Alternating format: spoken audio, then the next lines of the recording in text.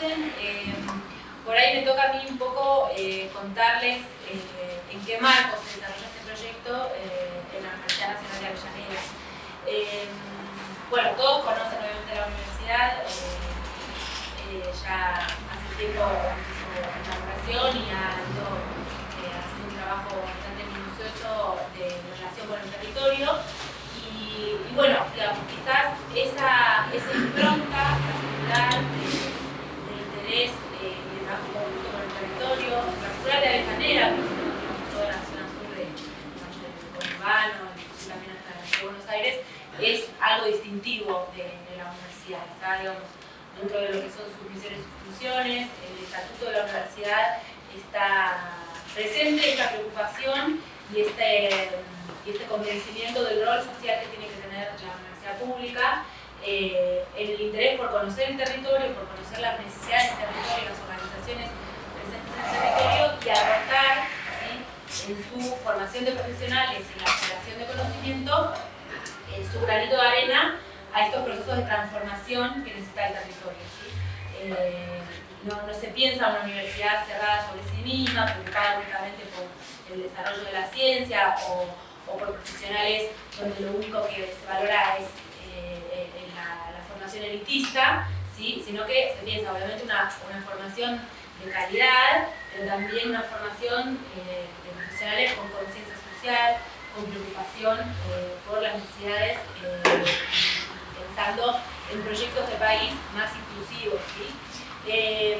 Así, bueno, pensando en ese marco, como comentaba Romy, es que la universidad está siempre pensando en el marco de lo que se llama un trayecto que es integral a todas las carreras, que se llama Trabajo Social Comunitario, que tiene una dependencia también vinculada a la Secretaría de Extensión de la Universidad, que ahora está llegando Viviana Elsa, de la Secretaría de Extensión, es que todo el tiempo está pensando, digamos, nuevos proyectos y nuevas propuestas para trabajar en el territorio, y es ahí, como decía Romina, que surge esta propuesta, esta idea de trabajar acá en Doc Sud, de la mano de la Biblioteca Popular, y surgió esta inquietud. Bueno, a ver, es un territorio sumamente rico, Doc Sud, con una historia también de desarrollo y de crecimiento a partir de la inmigración, y que hay relatos que es interesante poder rescatar,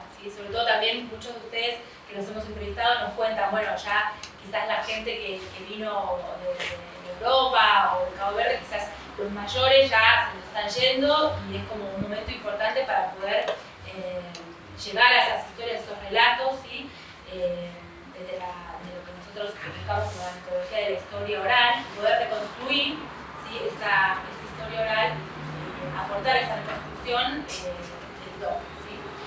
Así, bueno, un poco esa fue la propuesta original de este proyecto, al que le vamos dando forma siempre de la mano de las organizaciones, ¿sí?, de la mano de la biblioteca, pero de la mano de ustedes, que también por eso están convocados acá, ¿sí?, no solamente para ser únicamente testigos o personas que son entrevistadas como objeto de investigación, sino que los queremos hacer parte, ¿sí?, de este proyecto, y pensar en colectivo, pensar en conjunto cómo es la mejor manera, por dónde avanzar, qué otras colectivas hay que incorporar. Por eso celebramos mucho la paraguaya. Así que digo, esa es un poco la propuesta de trabajo, ¿sí?, de pensarnos como un colectivo que estamos trabajando en este proyecto del territorio con esta impronta. ¿Sí? Para completar lo que decía Morena recién, me parece lo más rescatable este ida y vuelta del enriquecimiento mutuo, no solamente de los alumnos, sino de la comunidad organizada, digamos. Así como se considera que el rescate de la cultura popular es un hecho colectivo, es un hecho no solo colectivo, sino también que se refleja en organización, que es otro de las cosas a rescatar. Y así como las corrientes migratorias, por alguna u otra razón, se vieron la necesidad de juntarse para plantear reivindicaciones que se plasmaron en derechos, es como pensamos que se desarrollan los derechos que nosotros estamos llevando adelante, que es el derecho a la educación. Y esa educación pública, gratuita y universal, como política universal, también tiene que ser adquirido por todas las, tiene que hacerse carne en cada una de las organizaciones. Así que la réplica de esta experiencia, no solamente en la biblioteca, sino en cada una de las comunidades de las colectividades pueda arraigarse, genera hechos que son hitos en la historia de las organizaciones mismas. Porque de ahí se alimentan los estudiantes de la universidad y también se promueva desde ahí el tema de educación. Así que me parece que la apuesta es el año que viene, como decía Morena recién, con sumo agrado vemos, porque es propuesta de uno de los grupos, el tema de las corrientes migratorias de la patria grande, digamos, que se incorporen porque también hay historia ahí.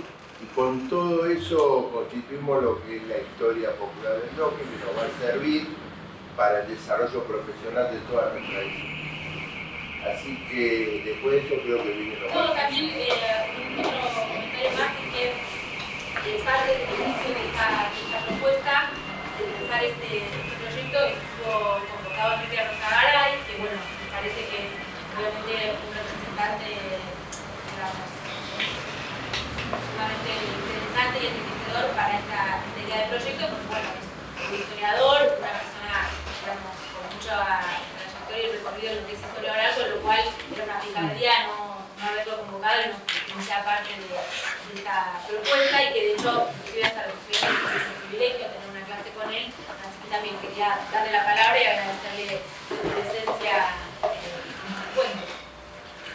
Te agradezco el elogio.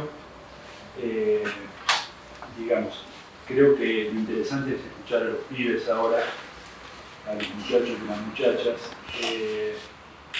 Yo, por supuesto, espero que el plato que compartimos hace algunas semanas acá les haya servido por lo menos para un par de toques, un par de tips.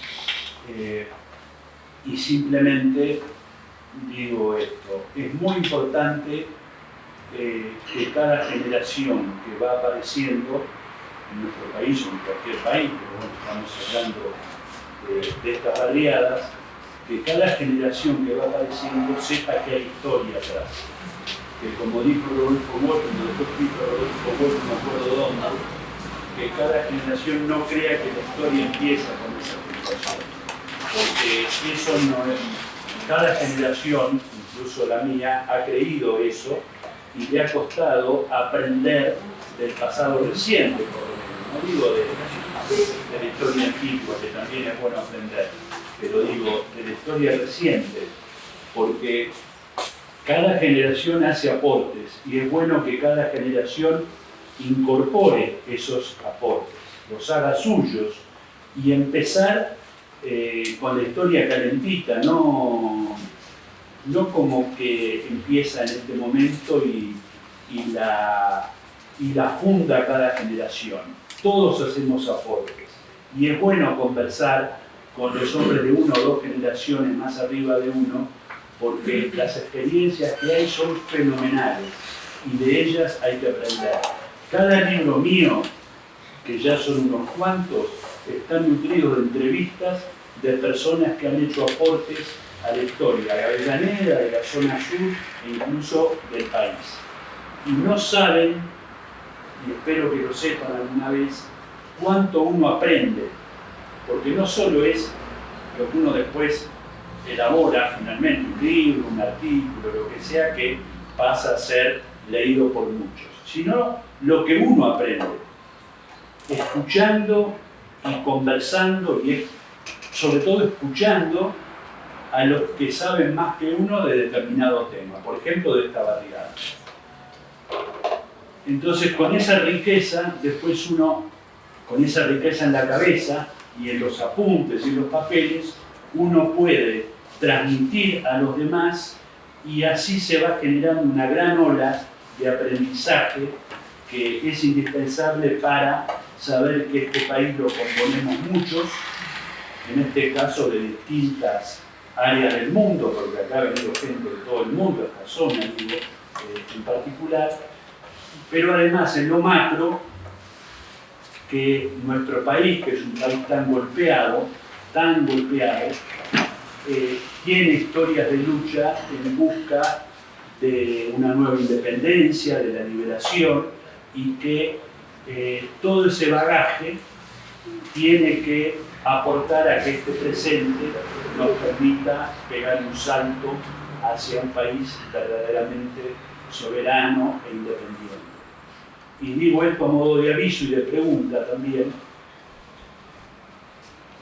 No sé cuándo, pero va a ser en pocos días, se le va a poner el nombre a una plazoleta cercana a este lugar de una afrodescendiente que luchó con Belgrano y que fue una militar destacada en la campaña de Belgrano y que es tan desconocida que, fíjense, yo mismo en este momento no me acuerdo el nombre. María Remedio del Valle. Bueno, perfecto.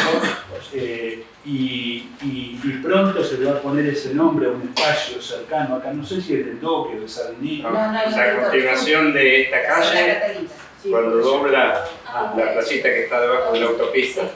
Sí, dirección nueva. Y producto de esto me enteré que un amigo ha escrito un libro sobre ella y que está buscando la data precisa, y me la preguntaba a mí, yo no sabía, de cuándo va a ser la inauguración de esta plazoleta, porque quiere venir indefectiblemente, aunque vive en la zona norte de Gran Buenos Aires. Bueno, a priori lo felicito por el premio. Bueno, mi nombre es Gonzalo Carol, yo soy estudiante de la licenciatura en periodismo. Mi nombre es Claudia Lorenzo y soy de la licenciatura de turismo. Sí, nosotros también tenemos 3 compañeros que por ejemplo compartieron un cuenta del día de hoy, que son Leonardo González, Ayelen Sosa y Lucas Maldonado. Todos somos de distintas carreras. Nada, yo creo que lo que demostró sobre todo el trabajo que hicimos es, y con lo que a mí me gustaría quedarme dentro de la entrevista que hicimos a Liliana Vulicic, que es la representante del conjunto croata, ¿cierto? Algo que ella destacó mucho y en repetidas ocasiones fue el sentido de pertenencia que se tiene sobre el barrio de los Sur. Yo por mi parte nunca había venido del Sur, por ejemplo, también en clase le han comentado como que hay ciertos como estereotipos, digamos, o como prejuicios sobre lo que es el barrio de los Sur en general, como que se le puede atribuir una mala fama, entre comillas, se puede decir, que uno después, cuando hicimos todo el trabajo de campo, todo el recorrido, pudo dar cuenta de que en realidad no es así, de que es un barrio más de familia, digamos, algo de que, precisamente, de que va de la mano con el sentido de pertenencia que hay sobre el lugar. Liliana en la entrevista comentaba que, sobre todo en un momento, con la ola de inmigraciones que había mucho intercambio de culturas, que uno se podía parar en la calle y detenerse a escuchar, por ejemplo, distintos idiomas, diferentes idiomas, cada uno en la suya, pero que pese a eso, todos a día de hoy mantienen ese sentido de pertenencia, que incluso viviendo en otros lados, porque viví en Avellaneda, no viví acá en los Sur, me comentó que cuando le preguntan de dónde es, que dice que ella es del Doque, y lo mismo le sucede tanto a ella como a sus familiares, como a sus hijos y conocidos del barrio. Así, a mí me gusta destacar eso sobre todo de lo que tuvimos y obviamente también de todo lo que fue la transformación de sus vidas, desde cómo llegaron acá, cómo en realidad en un primer lugar no vinieron a Docsud de entrada, sino que fueron al Chaco y después vinieron para Docsud, entre otras cosas, y que la verdad sirve mucho y va de la mano con esto de salir al territorio de la universidad, porque capaz que nosotros como alumnos cada uno tiene su propia realidad y no es consciente también de estas cosas y la historia de vida, de estas historias de vida y de inmigración.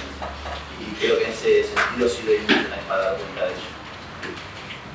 Bueno, yo elegí el proyecto porque soy nieta de gallegos, como me toca de cerca.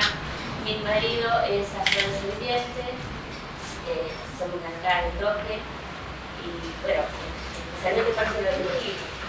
Y también me gusta esto de plasmar las historias orales que en algún momento se va a ir perdiendo y sería bueno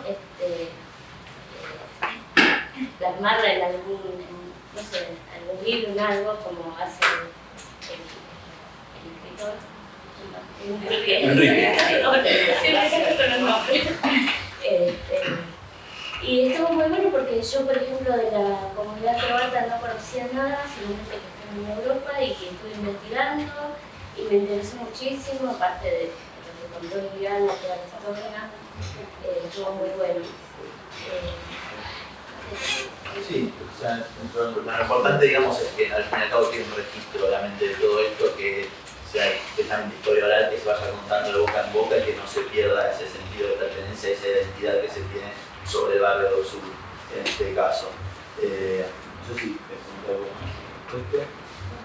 No, sí, busqué también fotos de blog de la semana. Todo lo que Jimena comentó, lo estoy buscando, había hecho un power, pero bueno, no lo puedo mostrar. Está Bueno, muy eso bueno. decimos Estamos en un... Me parece que estamos, no sé, como hay subyacente, hay una preocupación, pero también hay como un optimismo por el futuro, qué sé yo, es preocupante todo, pero vengo de estar esta semana en distintos ámbitos, en reuniones, en actos y qué sé yo, y ahí yo decía, no, pero en serio, yo soy grande y vengo hace muchos años en esto, y a veces tenemos como una especie de triunfalismo, pero me parece que ahora hay como una especie de optimismo que, por lo menos con la gente que yo me estoy juntando últimamente, hay como una alegría de poder una vez más retomar el Estado para retomar y producir políticas públicas que, como vengo escuchando estos días, para la felicidad del pueblo y la grandeza de la nación. Así que nada, yo vengo así re optimista, vamos a tener mucho trabajo porque hay mucho para hacer.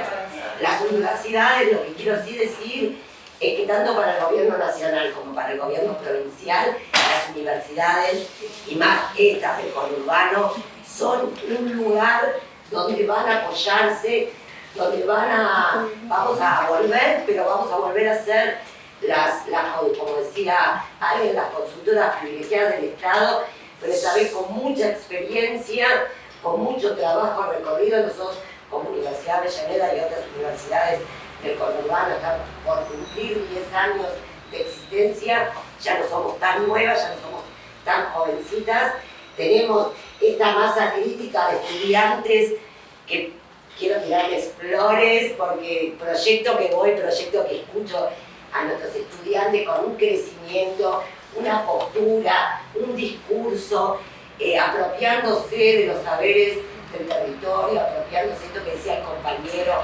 recién, con una propiedad, con una expertise, con una exposición que la verdad que nos felicito porque esto es una construcción colectiva con las organizaciones del territorio, colectiva con la universidad en la gestión, colectiva con los estudiantes, los graduados, los docentes.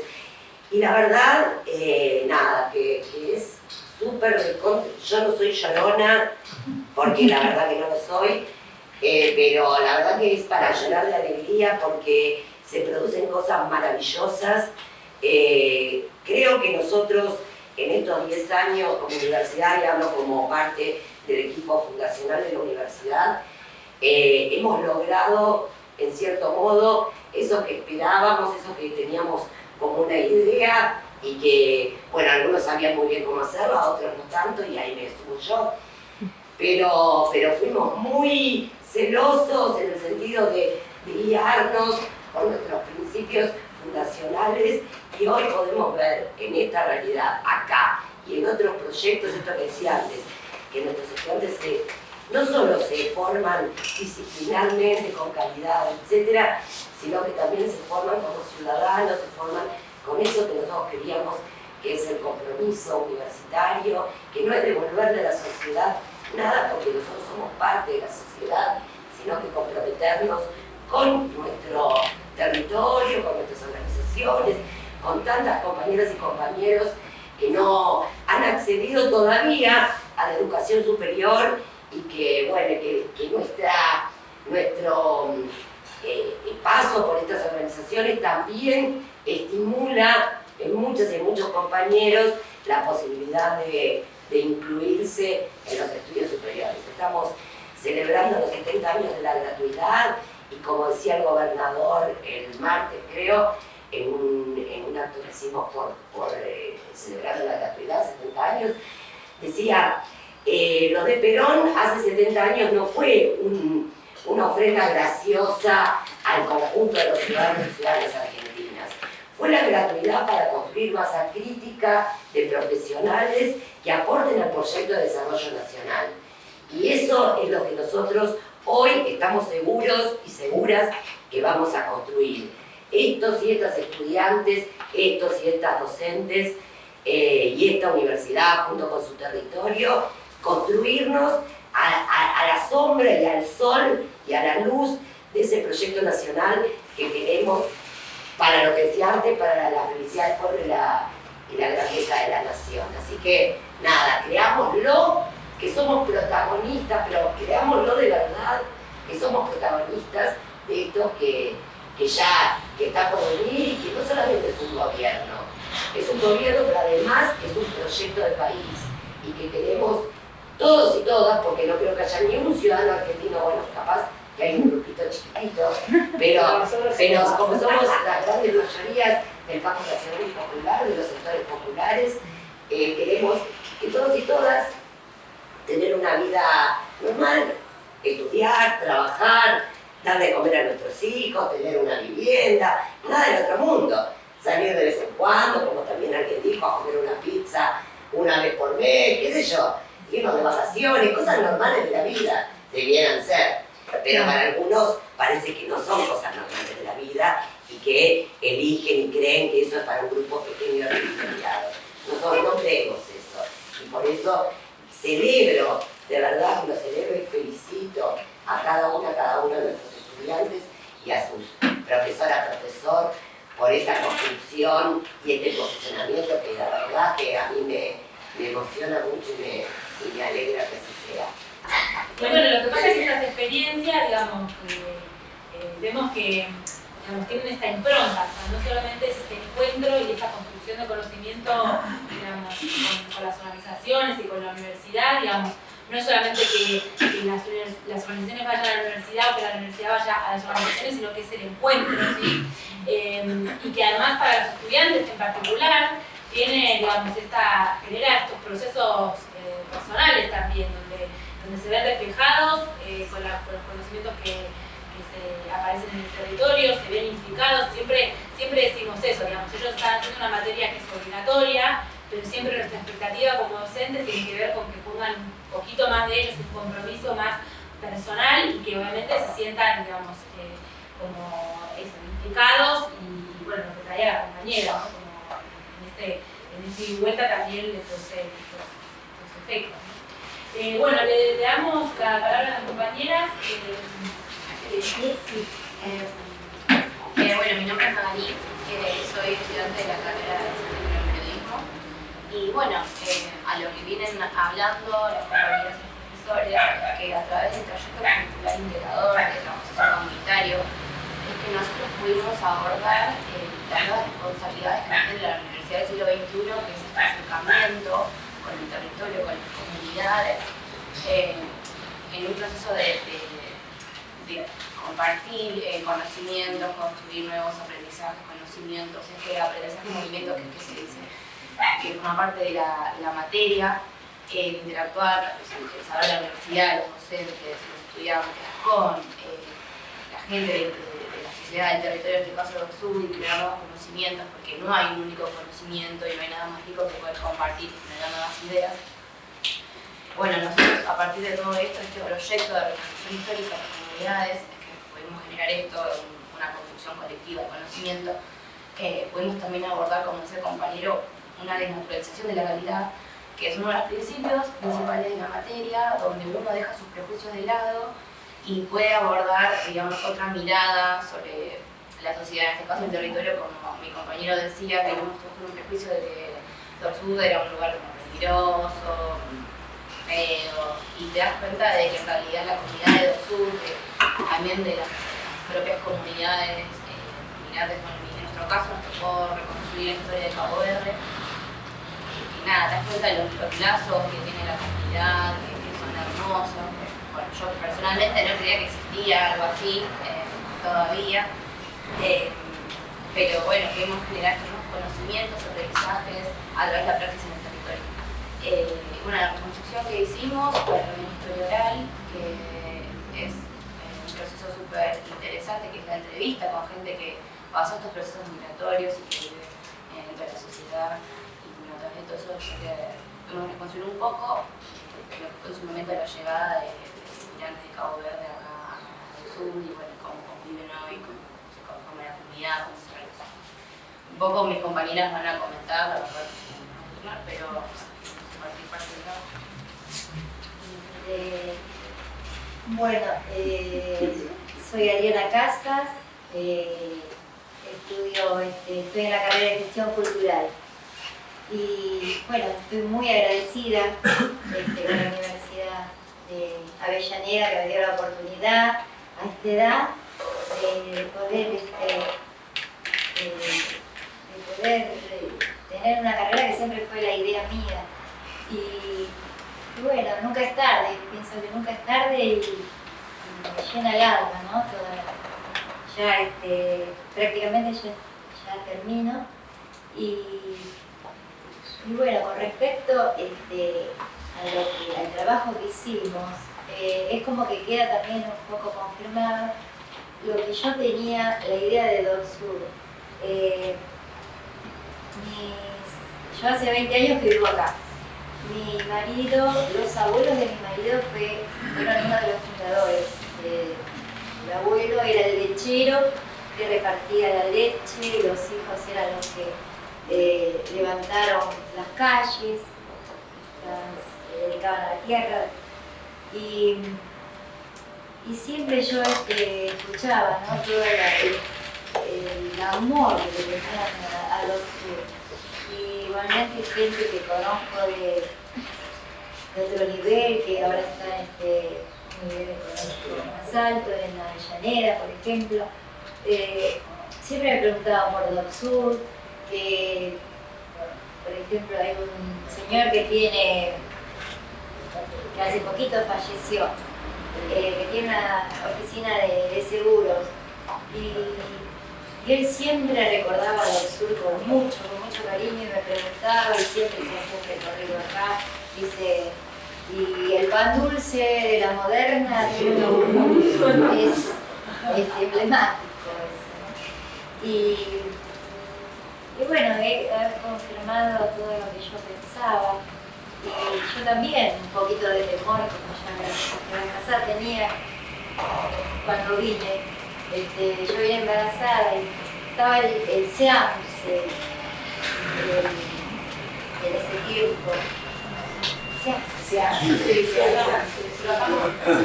había venido embarazada y venía todo eso. Y mi marido dice, estamos cerca de capital, es un barrio lindo.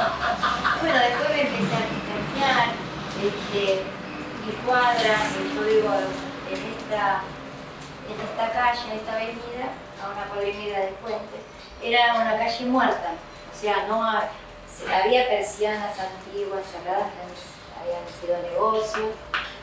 Y bueno, mi marido se animó, era el tiempo del auge del ciber, y abrió un ciber, bueno, con mucha seguridad, con una puerta, con dos puertas con rejas. Y después la gente se animó a abrir ahora hay carrocerías, verdulerías,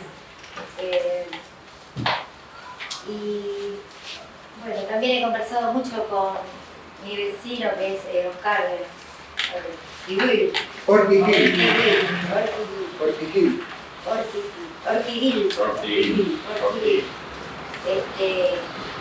Él y otro vecino que ya están adentro, ya no salen, siempre se da una vueltita por el barrio, pasaban,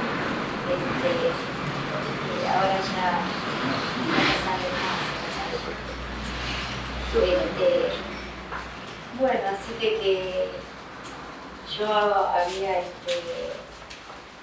hecho un poco sobre el trabajo, sobre la historia, ¿no? Sobre la historia cuando vinieron las primeras empresas, cuando surgieron, creo que en el año 30 todas las empresas como Lever.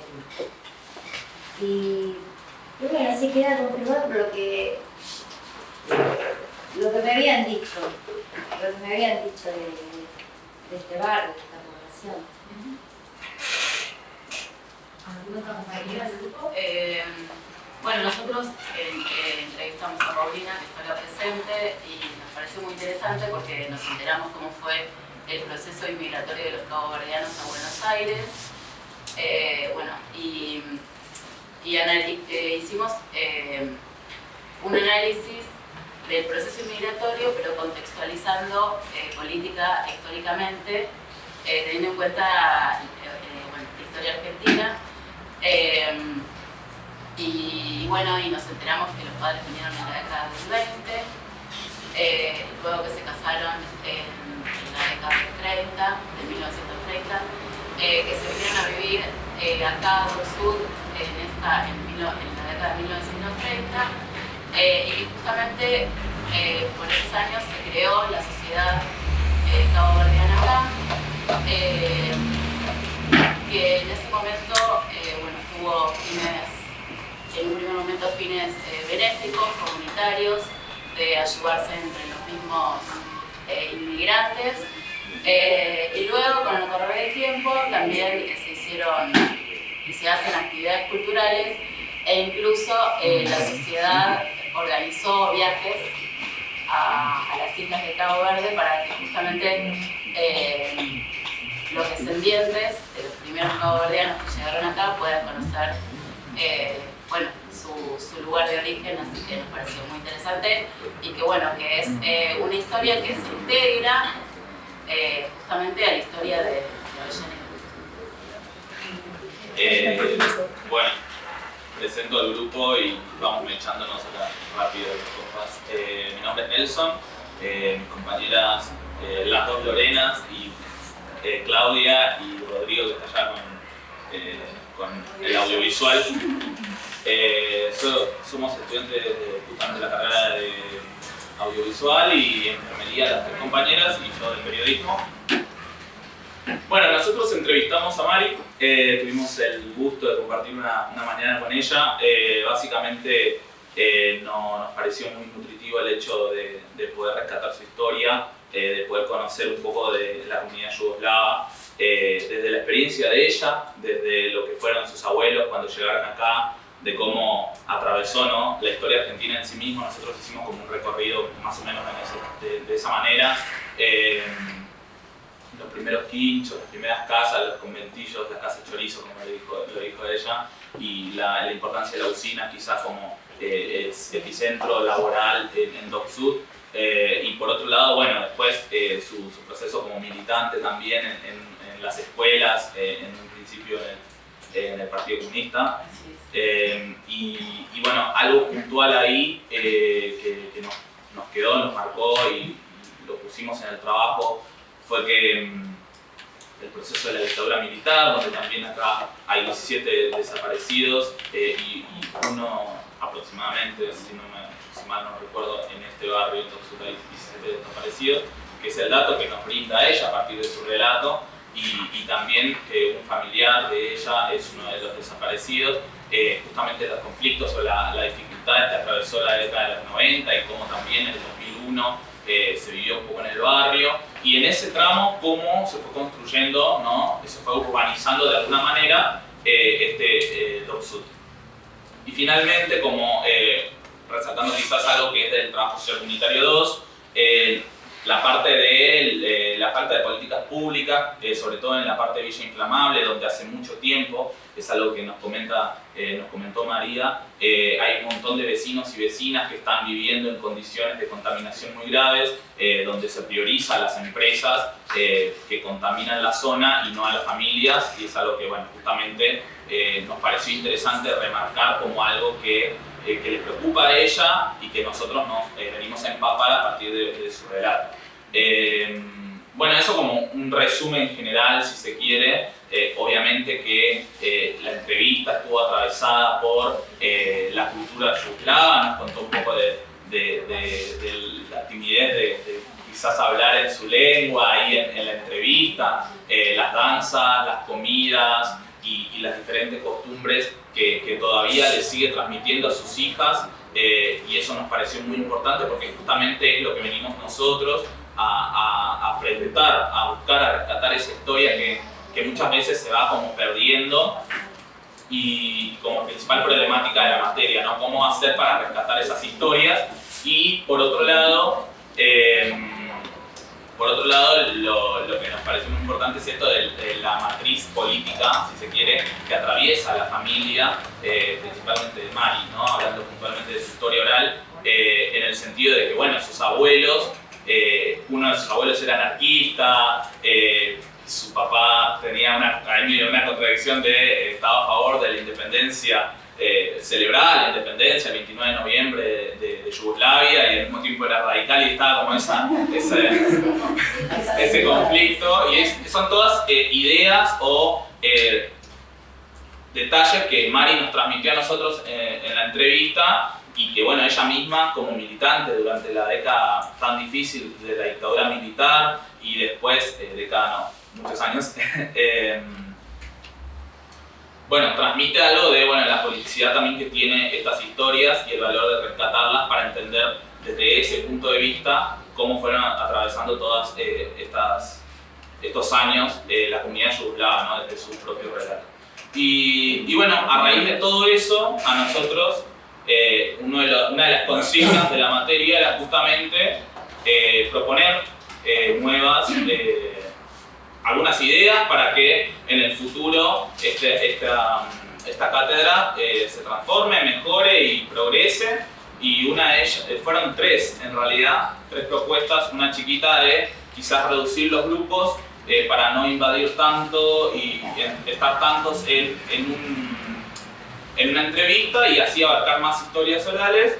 Eso en un principio. En segundo lugar, dijimos que nos parecería interesante que se elabore una especie de blog o algo digital que esté manejada por la universidad o por la biblioteca para que pueda ahí depositarse todo el laburo en conjunto y el laburo colectivo que se está haciendo, es decir, empezar a sistematizar y archivar esa información. Nosotros hicimos un video. El compañero visual les comentará seguro cómo fue todo desde ese lugar. Hicimos un video donde la grabamos a la entrevistada, entonces desde ese punto de vista tener videos, tener las entrevistas bien armadas y el desgrabado completo no solamente va a permitir una base para los futuros estudiantes para que puedan entender cómo más o menos se lleva adelante la materia, sino también para el barrio mismo, en el sentido de que cualquier vecino, cualquier vecina puede ingresar y leer y escuchar a los compañeros, a los que transmitieron oralmente sus historias, para que quede ahí y quede como una fuente incluso para otras investigaciones, otros relatos. Y en tercer lugar, lo que nosotros vimos al principio de la materia era como una especie de distancia, si se quiere, entre las comunidades migrantes de hace mucho tiempo, como puede ser justamente los caboverdianos, los de Yugoslavia, o croatas y demás, que vienen de esa emigración de los 40, si se quiere, o un poco antes, entendiendo que también es importante rescatar las nuevas plurinacionalidades, las pluriculturalidades actuales que hoy en día están viviendo. Yo soy de nacionalidad paraguaya, entonces desde ese lugar nosotros hablamos de que justamente estaría bueno generar como un puente, si se quiere, y quizá ahí la universidad puede articular para rescatar ya los valores o las culturas o los saberes de las nuevas olas migratorias paraguayas, bolivianas y peruanas sobre todo, para poder empezar a construir estas historias depositadas en un lugar específico y hacer el laburo en dos sentidos, desde el pasado y desde el presente. Y entonces así, más adelante no vamos a tener que caer en otra vez rescatar, sino que ya lo estamos construyendo desde ahora mismo. Me parece como interesante, sobre todo puntualmente, y esto es algo muy personal, porque son las nuevas clases populares. hoy en día no significa que quizá los migrantes de esa época no sean de las clases populares, sino que son hoy los que están más presentes en los barrios postergados, en los barrios populares, y seguramente en Dock Sud eso se evidencia, y sería interesante entender cómo están atravesados, ¿no? por la coyuntura, por la cultura y sus análisis políticos, sociales y culturales en ese aspecto, para poder generar puentes entre los mismos vecinos y vecinas de este barrio puntualmente, y eliminar prejuicios y trabajar un montón de cosas, sobre todo en la juventud, para que eso de alguna manera se construya un barrio distinto, ¿no? Yo estoy como dialogando, voy a dialogar. Dos cosas. Una, la compañera de gestión cultural, no sé, ¿hay alguien más de gestión cultural acá? Yo, pero estoy fuera de... no estoy como alumna. Bueno, ella es bibliotecaria. La universidad tiene un software de georreferenciamiento, ¿sí?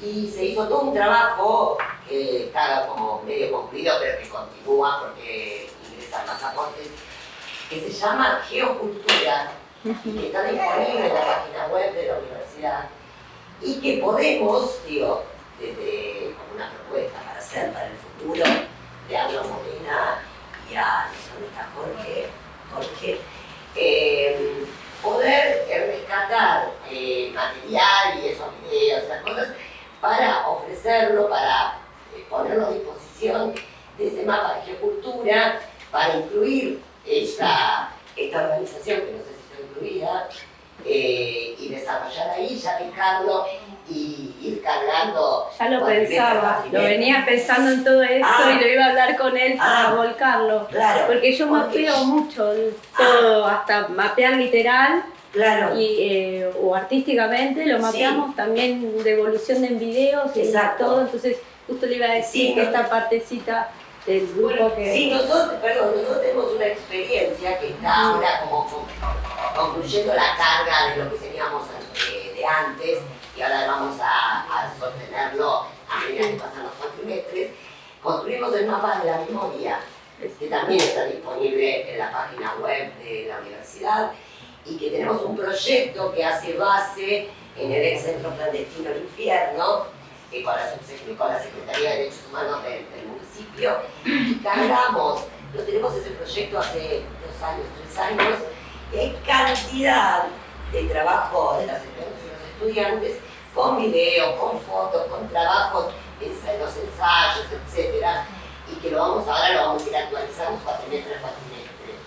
Y como decía el compañero, es una información muy rica la que hay ahí, porque es información sistematizada que puede hacer uso los investigadores, las investigadoras, las compañeras y compañeros de las organizaciones de nuestro territorio para distintas actividades. Así que nada, les dejo ahí pendientes a los profesores y las compañeras estudiantes de gestión cultural que vayan viendo cómo se puede trabajar el ingreso. Yo digo, para ayudar, cuento el ingreso de todo este material, que tenemos que hacer una selección y además hay que hacer unos parámetros, qué cosas, un trabajito. Tomando lo que decían los compañeros del último grupo y lo que aportaba Eliana, bueno, yo lo que quería resaltar un poco es transmitirles que estos primeros meses de trabajo que iniciamos en agosto son como el inicio de este proyecto, ¿sí? O sea, que todo esto que, digamos, es parte de los estudiantes de los trabajos les pedimos propuestas de cómo seguir, pero digamos, claramente esto es recién el comienzo de una propuesta, digamos, de trabajo con el territorio de investigación que se llama Dock Sud, Migrantes, Identidad y Cultura. Entonces, también ahí, ahora la idea era como, bueno, darles un poco la palabra a los compañeros, los representantes de las organizaciones, porque en realidad es, primero, bueno, no solo agradecerles, sino también consultarles y hacerlos parte para pensar cómo vamos a seguir el año que viene, ¿sí? O sea, yo rescato, que ahora seguramente irán contando ustedes, pero en la mayoría de las entrevistas o en la mayoría de los primeros contactos siempre estaba esta inquietud de, bueno, estaría bueno seguir entrevistando a tal o cual, porque ya por ahí no sale de su casa, pero digamos, de los pocos que quedan, que son originales de Asia o de Cabo Verde, ¿sí? eso está ahí pendiente. Si les parece, empezamos con Mari, que sé que estaba medio justos de tiempo y nada, La verdad es que al principio me costaba un poquito, porque me daba mucha vergüenza. Digo, ¿qué puedo decir yo? La vida de uno es, qué sé yo, parece que, ¿para qué la voy a contar? Una cosa que quiero aclarar, mi primo detenido desaparecido vivía en Docsur, pero fue secuestrado no en Docsur. Él era obrero de selva en ese momento, vivía acá en el pasaje Manzanares, que muchos de los que están acá deben conocerlo, porque es Joaquín, bueno, el Dato Joaquín. Él no fue secuestrado acá, pero vivió acá, nació acá. Eso por un lado. Por el otro lado, la verdad que es maravilloso el trabajo que hacen. Mucho para agregar no hay. Uno con todo lo poco que puede decir, no sé, que sí, que vivimos mezclados y que todo tiempo que viene va a ser más lindo que el que estuvo. Y una de las cosas que los chicos preguntaron, cómo tomábamos los inmigrantes nuevos. Y para mí es lo mismo, que es un vecino, o sea, como fueron mis abuelos, como fueron los abuelos de muchos de los que estamos acá. No hay paridad en eso. Y la suerte es poder hablar el mismo idioma, cosa que también los anteriores no lo tuvieron, esa posibilidad.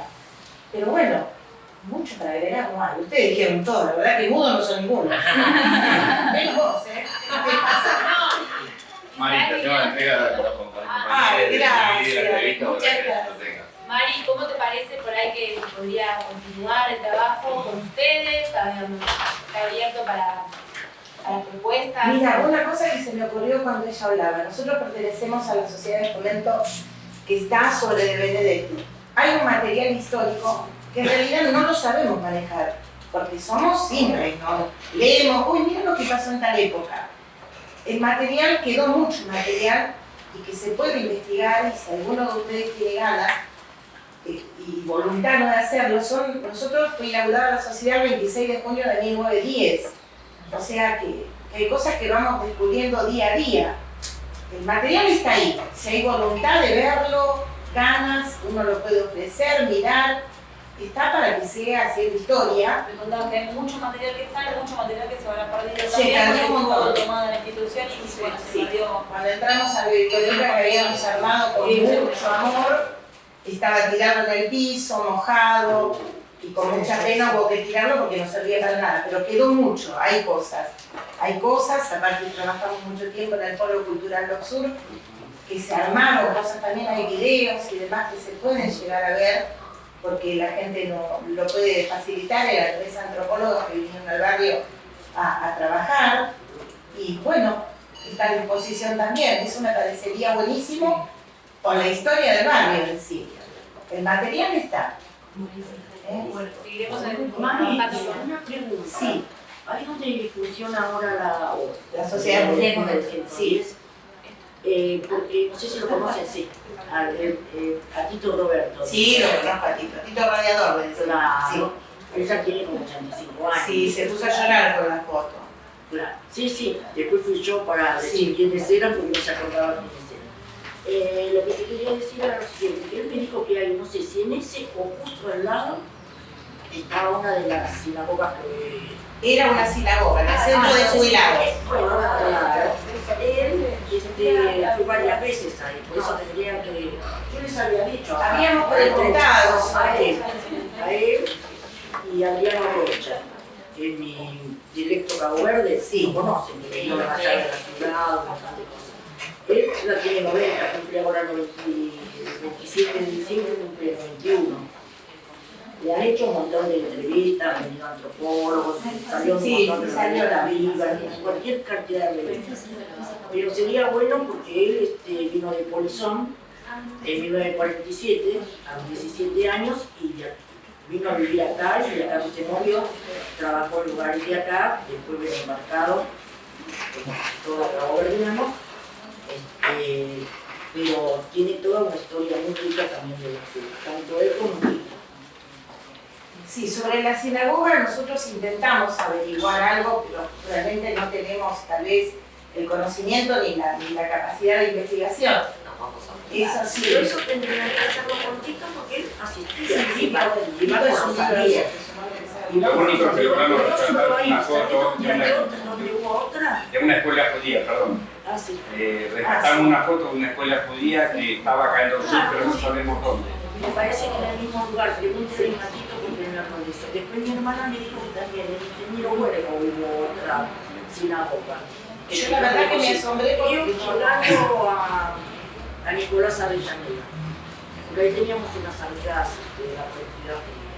Bueno, la verdad que todo lo que va saliendo son puntas de ello que la idea es que justamente desde la universidad, quizás ya el año que viene con otro conjunto de estudiantes, sigamos, digamos, trabajando y sigamos tirando esas puntas de ovillo para, digamos, ir ordenando un poco esa madeja, ¿no? de todas estas historias. No sé si Paulina, de paso, también querés contarnos algo de cómo fue tu experiencia con los chicos y aparte cómo pensás que podemos continuar el año que viene. Bueno, la experiencia fue buena y siempre colaboro con los, porque eso es sirve para enriquecer la historia de Avellaneda. Lo que sí que me gustaría que se hiciera en Avellaneda sería un museo de la inmigración o de todo el ámbito de Avellaneda, porque no lo tenemos, es una pena porque las sociedades van a ir desapareciendo, supongo con el tiempo. La nuestra, yo soy la mayor, hace 20 años que estoy en la función directiva, pero los otros son jóvenes, hay de 22, de 24, tenemos ese auge y vienen chicos buscando sus raíces, entonces todavía podemos mantener la nuestra, que están en una condición. Y sería una lástima que con el tiempo esto vaya desapareciendo y con eso la historia. Hay muchas cosas que se podrían depositar.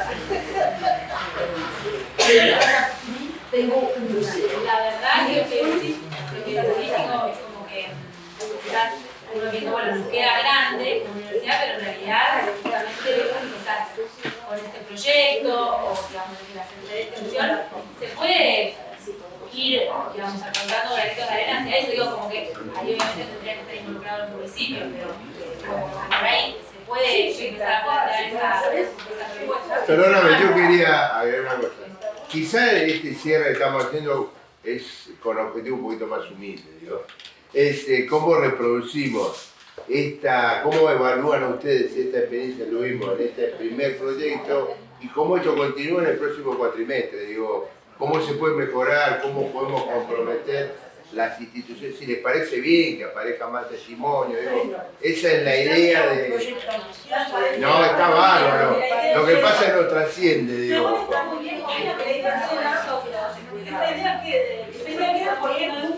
el caso en el que yo hice que les traje, les había mostrado ese cuadernillo, donde hice la gente caboverdiana que vivió acá en el sur, de la década del 50 y el 60, ya tengo 76 años, así que arranqué en el 50 o antes, de lo que yo tenía memoria, hasta el 60, que en el 67 se me quemó la casa Chamela. Pero siempre que estuve ligada a la doctrina. Entonces yo hice el mapa con todas las personas calle por calle y éramos comunidad. Solamente en Río de los Llanos, 100 metros, vivíamos 46 en colectividad. Y pienso que si la colectividad del barrio se podría hacer, porque esto era, vos naciste acá también. La isla nací. Ah, bueno, acá esto era 2,5 kilómetros cuadrados de población, en eso convivimos todos. Así que todo esto era rodeado de arroyos, donde nos bañábamos, donde íbamos a la costa de Sarandí, y ahí convertíamos también las otras colectividades, porque todo el mundo salía en masa a ir a la costa en cuanto hacía estos calores. Hay mucha historia que se entrelazan con las otras comunidades, porque esto era como, ya les digo, como si fuera un pueblito que de vez en cuando salíamos las 10 cuadras hasta la avenida Mitre a comprar algo, una tela o algo así. Pero si no convivíamos acá, mamando lo de cada cultura. Yo estuve en todos los barrios, en todas las sociedades, con amigas de todas las sociedades, tengo la fotografía, que los invito a que vayan a la unidad sanitaria, que tienen muchísimas fotografías. Muchas gracias. Ahora vamos a empezar. Les había comentado no recuerdo el nombre, pero nos hablaste varias veces de Adrián, para para seguir para Sí, pensar una entrevista. me toca mover del ingeniero Huervo. Pensar una entrevista seguro con él el Claro, sí. semestre que viene, ¿no? Sí, cuando ustedes quieran, después les paso el teléfono de la nuera que está, se encarga de prepararlo y él se pone contento. Perdón, antes de irnos con mi compañera. Entre todas las cosas que hay hermosas que se han dicho y que se van a hacer, me gustaría rescatar algo importantísimo que dijo acá el compañero de la comunidad paraguaya. Rescatar la patria grande. Un ejemplo, no para despreciar, sino para ver cómo era cerrada la inmigración. Nosotros pertenecemos junto con, acá con Daniel a la ruta vecinal del Sur. Y tenemos un logo donde, aparte del barco, ¿no? Hay 26 banderas. No hay una bandera latinoamericana. ¿No? O sea, la inmigración, si bien la europea en el Cabo Verde nos dio muchas alegrías, mucho trabajo, la inmigración latinoamericana fue muy importante. En la década del 70 había 600.000 uruguayos viviendo acá. Y eso no sé si no se reconoce por una entidad que nosotros tenemos así de segregar o no lo hemos tenido en cuenta.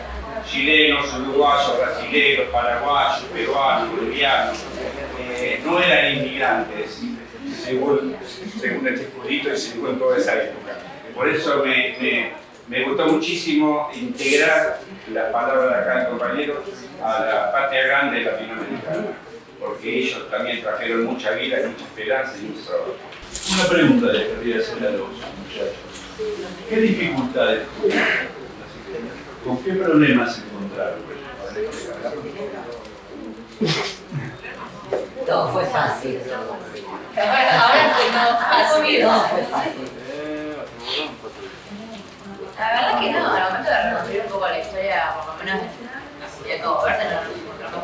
Las interesadas porque Paulina enriqueció la entrevista mucho más de lo que empezábamos a ver y nos dio muchas herramientas al momento de buscarnos contextualizar y demás. Y reconstruir un poco en ese sentido. ¿Se pudieron ubicar fácil en las temáticas de cada uno? Y leímos, yo primero leí, nos metimos en tema. Y Paulina, un montón, y bueno, más que una compañera que es profesora de historia también nos ayudó a armar. Creo que entre todas pudimos vamos a ubicarnos. Yo buscaba lo que era historia oral, hasta en la escuela leía y encontré algo muy importante que dice: memorizar la historia es no botar el olvido. Y es una frase muy importante. Dentro de los grupos, Enrique preguntó qué dificultades encontraron a la hora de hacer la entrevista. Me parece que eligieron 3 referentes que están acostumbrados a este tipo de trabajo. ¿Y entre ustedes son para coordinar horarios, para...? Eso pasa en todos los Sí, que la problemática que se más grande fue esa de poder coordinar todos de acuerdo, porque todos somos de lugares distintos, de carreras distintas, en su mayoría, porque no nos conocíamos hasta acá, somos distintas. ¿Quién entrevista? ¿Quién desgraba? ¿Quién...? Bueno, acá ¿Eso pasó, fue tranquilo también? en mi grupo particularmente pasó, bueno, yo estudié periodismo y con el día, bueno, esta Paulina no puede ir por motivo de realidad de acá, y llegué, y la verdad mis compañeras trabajaron súper bien, la grabación, pero nada, supieron manejarlo bien. Yo había elaborado un par de preguntas que fueron respondidas y más. Quizás cosas también para eso, pero no fue para Mil disculpas. Muy buenos días. Muchísimas gracias para todas y todos.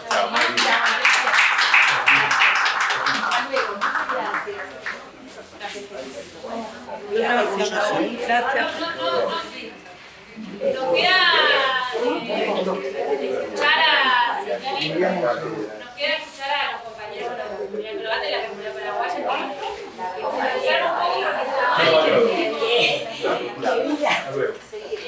Hasta luego. Este mercado. Bueno, a Liliana, que fue la entrevistada en la exposición de los chicos, comentamos, bueno, que se así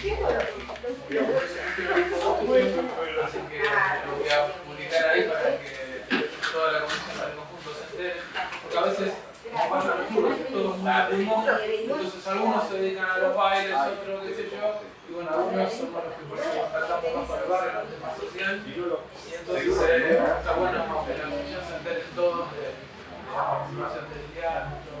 Seguro, y después, bueno, un poco rescatando lo que decía Paulina, ese tema de tratar de armar un museo hace rato, hay muchos que vienen tratando de luchar y de buscar un lugar común para poder tener en un solo lugar la historia del barrio de Sur.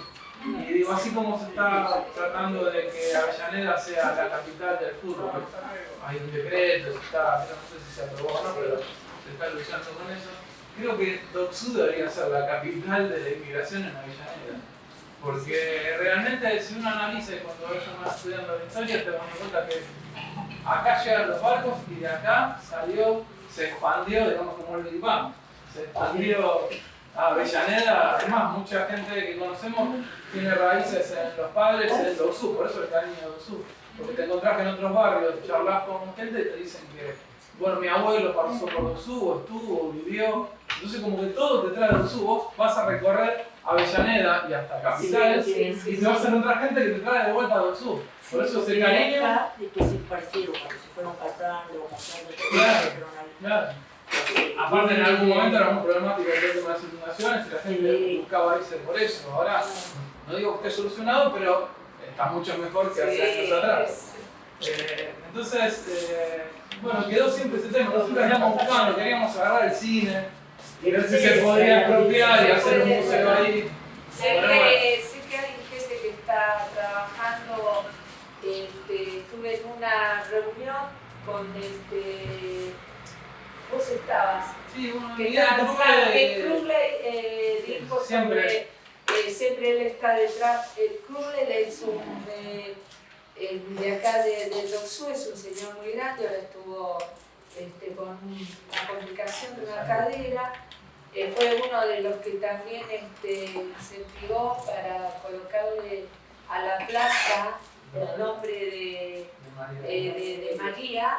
Él es de una sociedad de fomento, la sociedad de fomento 9 de julio, también en el Club de Leones, y él justamente habló del cine para que, bueno, no termine siendo un estacionamiento. Bueno, el cine ese es una locura que tenga. Cuando nosotros hicimos la visita, se acordarán. Tuvimos la suerte de cruzarlo con el dueño del. Sí, yo me acordé que cuando era chica, digo, ay Dios, por lo menos la fachada así patrimonial, digamos. Lo de adentro, el señor nos contó que está devastado, es un balcón, pero por lo menos patrimonial, se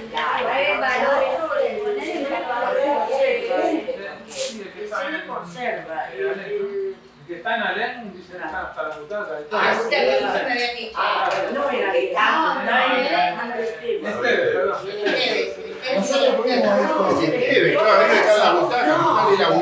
No, el dueño nos dijo que el último inquilino se lo llevó todo, lo vació. Porque vendió el fondo del comercio. Exactamente, lo vació. Porque se mantiene la fachada que se arregló, digo, esa fachada, para restaurarla. El valor eso, a ver si sé que le hacemos una nota al bueno, municipio. Claro, sí. Porque no, de verdad es un sé que hubo una iniciativa. crimen eso. Hubo una iniciativa del municipio, pero y el cambiaron.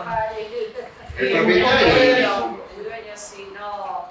Primero dijo que sí, contaron en esa reunión y después se arrepintió y no hubo un acuerdo. Claro, que se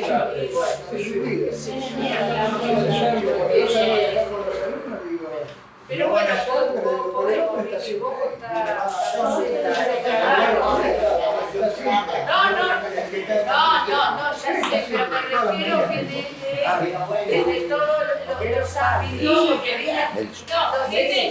retomando un poco, digamos, como que primero, escuchamos y sinceramente ustedes no saben lo que significa para nosotros que compartan estas historias, estas preocupaciones, inclusive estos proyectos, son cosas que nosotros sin la interacción con ustedes, estos espacios de trabajo conjunto, no llegamos a conocerlas, ¿sí? Entonces es muy rico para ofrecer en conjunto para los estudiantes.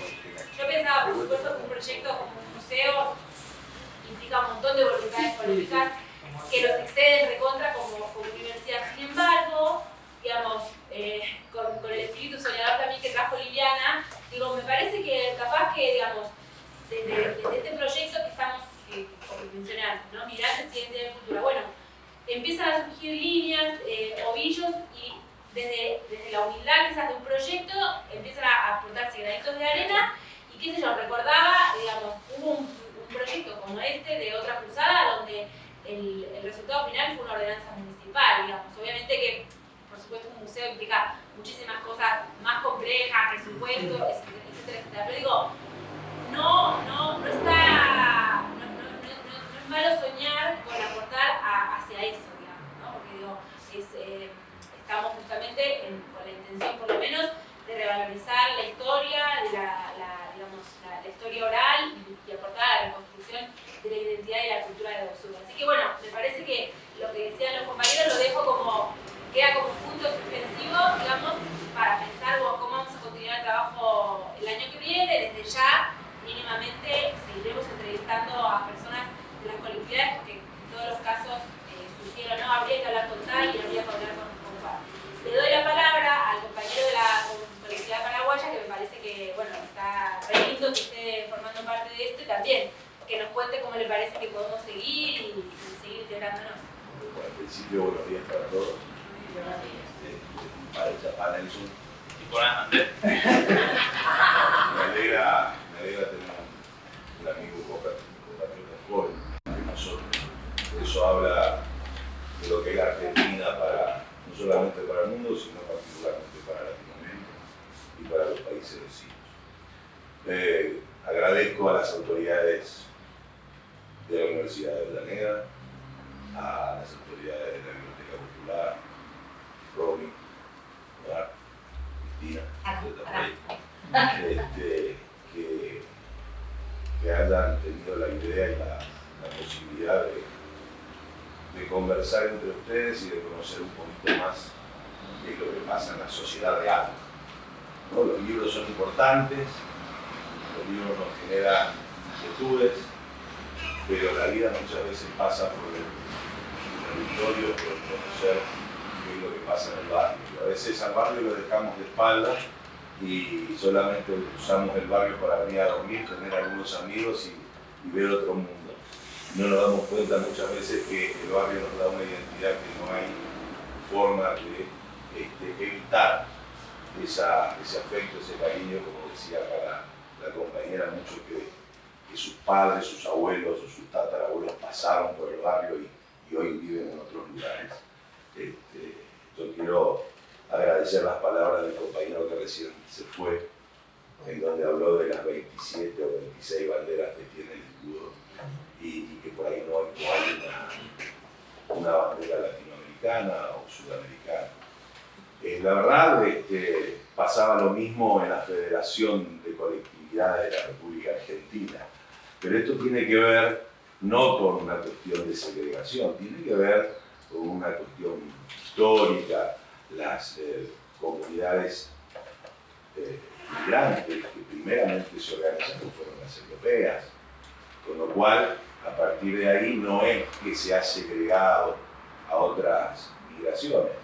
Yo con esto y con mucho orgullo puedo decir que el primer porteño vino en el vientre de una madre paraguaya, de una criolla paraguaya en 1536.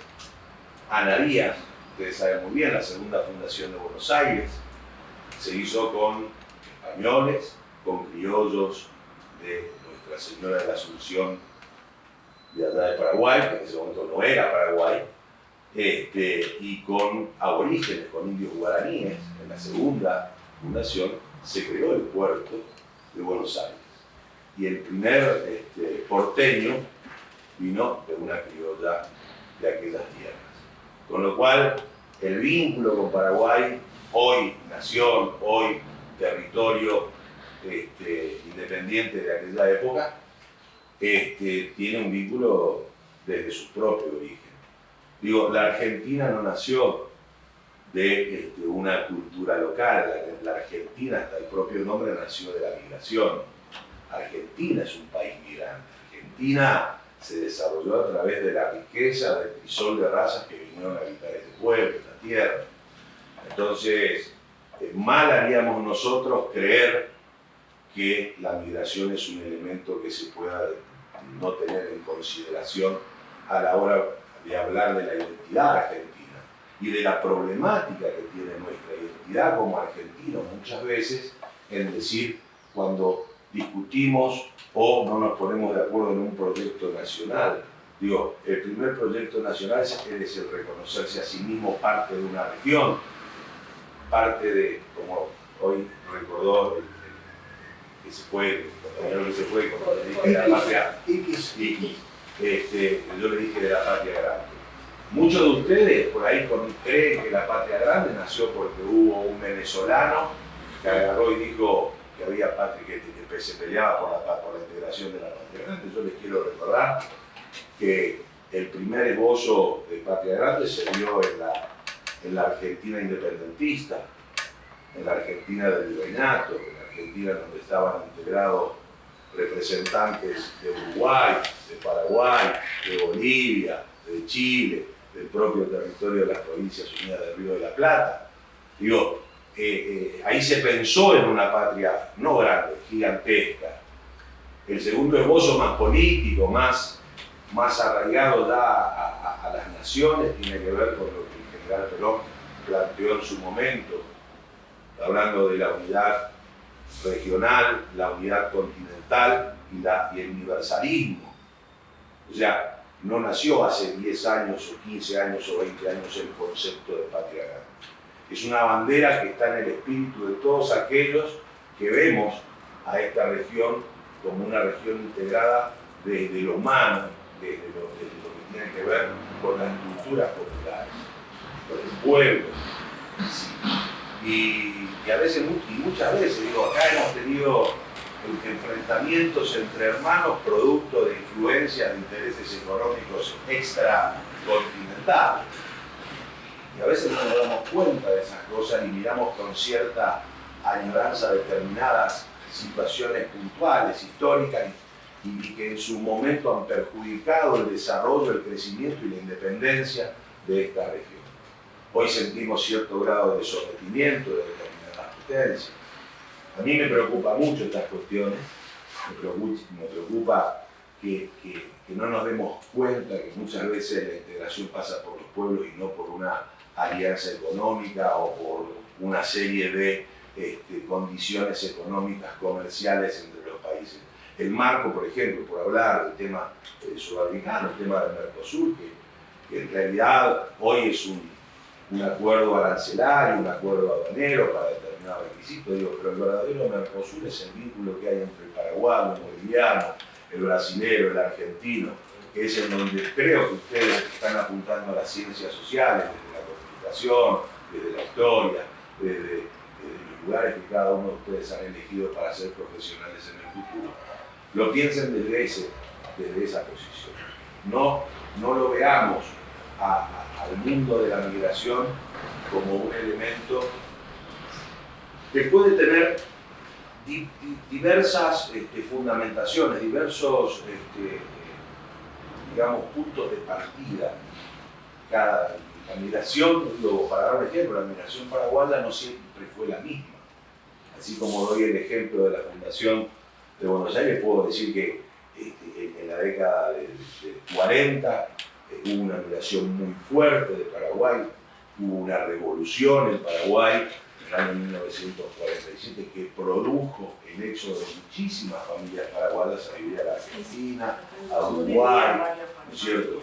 En la década del 60 se dio otra clase de migración, producto de un gobierno autoritario, una dictadura, como ustedes saben, que fue hasta el año 1989, que estaba ahí el general Stroessner, hubo una migración política. En la década de los 80, también producto de las necesidades económicas, porque se estaba en decadencia la política que reinaba en ese país en aquellos tiempos, produjo otra clase de migración. Y así, en los 90, con el menemismo, hubo un boom económico que permitió que decenas de miles de paraguayos, bolivianos vinieran y hoy conformen parte de lo que es la Vida 31, la 21-24, digamos. Ese crecimiento que se fue dando en esos sectores de barrios marginales se dio en determinados momentos. La migración europea no existían las villas, pero existían los conventillos, existían las casas chorizo, como dijeron acá, en donde en una habitación eran casas de 5, 6, 7 habitaciones y en cada habitación vivía una familia. Eso se fue modificando. La migración en la Argentina definitivamente ha sido un elemento distintivo del desarrollo y del crecimiento del país.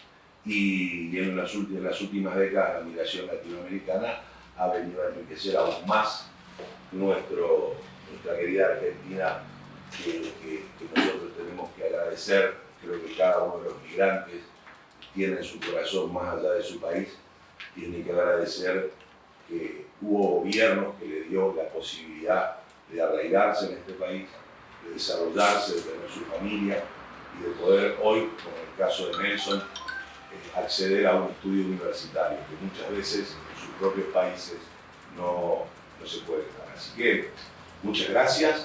Yo soy hijo de la migración, me toca hoy cumplir una función diplomática con el Estado paraguayo, estoy en un consulado paraguayo aquí en Argentina, hace ya 4 años y pico, 5 años, con los chicos nos conocemos de muchísimos años de convivencia, de militancia, de amiguismo, de compañerismo, de mil historias que algún día seguramente nos estaremos como viejos a recordar. Pero para la próxima etapa de este trabajo, sobre todo a los docentes, estamos a disposición, vamos a colaborar en todo lo que sea necesario para que los jóvenes estudiantes de la Universidad de Avellaneda tengan muchas más herramientas que la de los libros, que vuelvo a repetir, son importantes, pero que el territorio, los compatriotas, los hermanos, los vecinos, los amigos van a enriquecer cada una de las profesiones que ustedes hoy están buscando recibir. Así que gracias por ustedes. Con respecto a lo que usted dijo del paso de razas, de que se formó acá en Argentina, pero se olvidó de los descendientes de los esclavizados, que son preexistentes a la nación argentina, que son junto con los pueblos originarios los primeros moradores de esta patria. Y de hecho, el primer presidente nuestro, que no es ningún ejemplo como para elogiarlo, pero fue Bernardino Rivadavia, que era hijo de una esclava. Y así sucesivamente se dio que están invisibilizados o blanqueados por el racismo existente en la nación. Bueno, la nación no por solo lo que estás contando, previo a esta charla estuvimos conversando en la previa, y justamente una de las cosas que yo le decía cuando habló de la patria grande, que estábamos hablando antes de que empezara esto, yo justamente le decía de que la historia oficial invisibilizó estas cuestiones, ¿no es cierto? El negro, el afroamericano, que llegó a estas tierras como esclavo, fueron héroes de las distintas guerras independentistas que se dieron en el territorio. En los Estados Unidos. Los Estados Unidos en ese sentido, más allá de su gran, digamos, discriminación que tienen y que tuvieron en Cucuclán y todas estas cosas de persecuciones que tuvo, reconocen en su historia oficial la participación de los esclavos para poder lograr la victoria de la Unión. Pero acá en Latinoamérica la mayoría, nosotros en la lucha con eso y me uno con distintos afrodescendientes de toda la región de Latinoamérica, y también de la población. Sí, se está poniendo en valor. Todos los países vamos cerrando ciencia de los Andes. Paraguay es una de ellos. A ver, más que nada, porque Paulina, después nos podemos quedar charlando y aparte nos tenemos que guardar algo para el año que viene. Tenemos que guardar algo para el año que viene. Bueno, de vuelta, agradecer la presencia de Nico, sobre todo, que vino representando la universidad, y a Calzoni, obviamente que yo ya lo nombré. Bueno. Ya te llamo, esperá. Ya te llamo. Mi marido, si no después.